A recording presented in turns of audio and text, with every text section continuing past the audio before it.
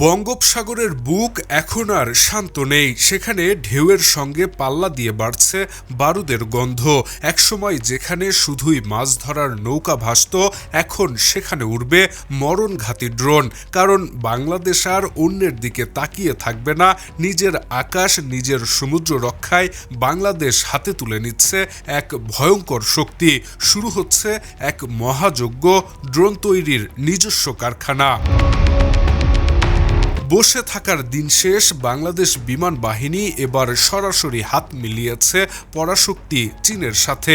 তৈরি হচ্ছে অত্যাধুনিক উইং লুং ড্রোন, যা নিঃশব্দে উড়বে কিন্তু শত্রুর বুকে কাঁপন ধরাবে। ৬০৮ কোটি টাকা বা $৫৫ মিলিয়ন এই বিশাল প্রজেক্ট শুধু কেনাকাটা নয়, বরং সম্পূর্ণ প্রযুক্তি হস্তান্তর। অর্থাৎ ড্রোন এখন তৈরি হবে খোদ বাংলাদেশের মাটিতেই। এই ড্রোন ঘন্টার পর ঘন্টা আকাশে ভেসে থেকে সমুদ্রের প্রতিটি কোণায় নজর রাখবে। তেল, পণ্য আর বিদেশি জাহাজের আনাগোনা সব থাকবে এখন বাংলাদেশের হাতের মুঠোয়।